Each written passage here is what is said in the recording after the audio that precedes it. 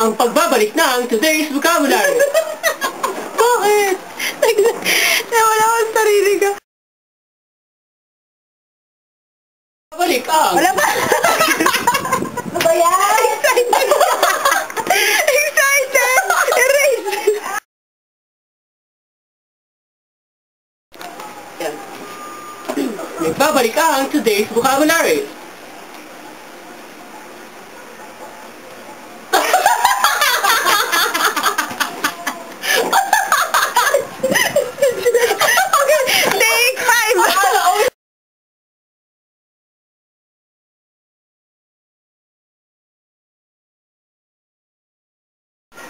Okay, tawa na. Nagbabalik ang today's vocabulary. Next topic, survey test. Kung sa Tagalog, ito ay ang ice cream. Survey test? Ice cream? Wow, bro, ang ganda naman ng topic na yan. Alam mo ba na ang daeg, ang ibig sabihin daeg na yan, ang daeg, kapag magaling siya sa'yo, ibig sabihin, daeg ka niya. So daig kita. Tama ka dyan, bro. Sige, pagpatuloy mo na yung balita. Next, timeline. Malungkot o walang sigla? Bakit ang timeline mo? It means timeline. Wala na bang ibang kukorny dyan, bro? Yun na yun eh. Ano bang ibig sabihin ng contemplate? No? Ang contemplate, kapag hindi daw ganun karami ang plato sa kusina nyo, ito ay contemplate. Parang ito lang yan eh. Pa-load. Ang sasabihin mo sa tendero ng load ay pa-load. Wow! Pa-load nga. Magkano? Yan yung amount. 30, 40, 50. Good. Dito na naman tayo sa coconut. Alam mo ba ang ibig sabihin ng coconut? Yan. Ang coconut, yan yung mangyayari sa chicharon kapag nakabukas na ng matagal. Ito ay coconut. Coconut mo. Makonut ka. Next topic, tuwalya. Yeah. Tuwalya, ito yung ginagamit after maligo. Kaya always gumamit ng tuwalya. Yeah. Effort. Alam mo naman ibig sabihin ng effort? Hindi mo Sacrifice? alam. Hindi. Ang ibig sabihin ng effort, dito lumalapag ang S-lane. Yes, tama ka dyan. Kaya kayo huwag kayo basta maniniwala kung anong sinasabi ng diksyonaryo. Maniwala sa today's vocabulary. Next topic, sick rate. Ano naman yung sick rate? Ito yung mga bagay na hindi mo maaaring sabihin sa iba. Ako marami akong sick rate. Ikaw, anong sick rate mo? Lihim. Next? Okay, next kakornihan. Ice cream. Ice cream. Di ba ang ice cream ay sinisigaw? Ice cream. Pero ang ibig sabihin naman dito, ito yung tinatawag nilang sorbetes. Corny. Ikaw naman, bro. 1 or 2? 2? 2? Next topic. Ito yung tinatawag na low fit. Low fit. Bakit naman low fit, brother? Paa? Ito yung sinasabi kapag nakakita ng astig na pangyayari o bagay, ang low fit mo! Wow! Ang Low fit! Low fit. Pero ito, wala nang tatalo dito sa Korean tea. Ano ba ibig sabihin ng Korean tea? No? Ito yung kapag brand out, wala ang Korean tea. Parang ito lang yan. Didak. Ano na Alam mo yung ibig sabihin ng didak? Hindi ito pagbabawas. Ano ibig Sa Tagalog, ang pato. Wala na ba ako corny pa dyan, bro? Ito naman, alam bang ibig sabihin ng trust? Trust. Tiwala? Tiwala. Tama. Sa Tagalog po ay tiwala. Ang trust. Ang pagtitiwala. Pero itong ibig sabihin naman sa iba, ang trust, yun yung naglalakad ka lang pabalik at kabaliktaran, nakabante. Kaya, trust. Sinasabi ko na talaga, mali ang diksyonaryo. Tama. Next topic, lavender. Lavender. Anong ibig sabihin ng lavender, bro? Yun yung favorite color ko eh. Favorite color Light ko? color ng violet.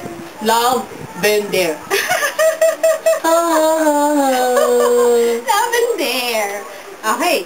Sunod naman ay si Ben 11. Kakatawa na kayo si Ben 10, no? Oo.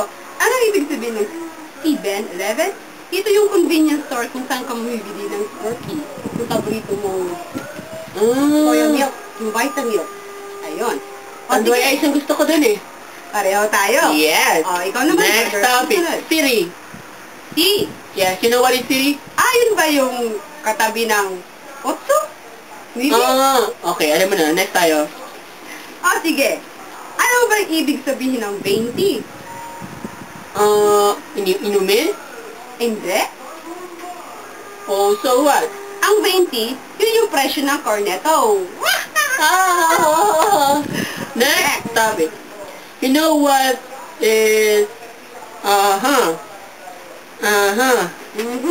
tagal. Meron tayo ng oras.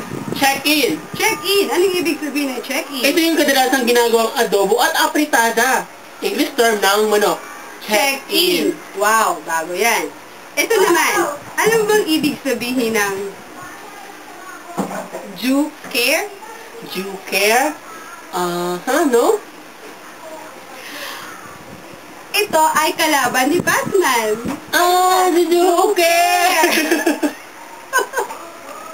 Pasko. You know what the meaning of my doll? My doll. Maydal. Ano ibig sabihin ng Maydal? Yung my doll, yun yung tinatanggap ng mga matatalino mag-aaral, like me. Maydal. I received more my doll. Marami kang Maydal. Ano Yeah. ito? Gold Maydal o silver Maydal? Bronze. Ito, ano bang ibig sabihin ng... Nang. Parang ubos na yata. Faucet.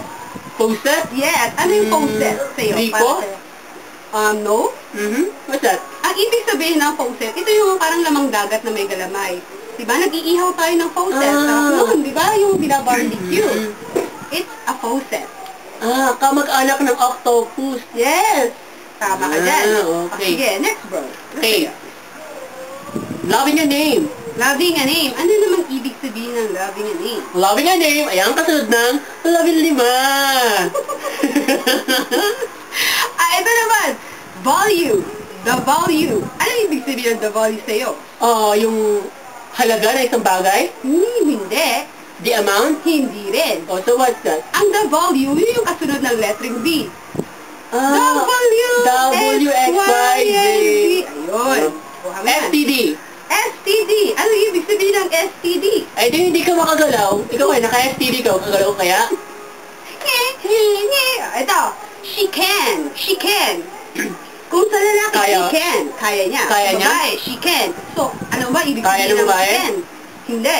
Babaeng mayroon? Hindi rin.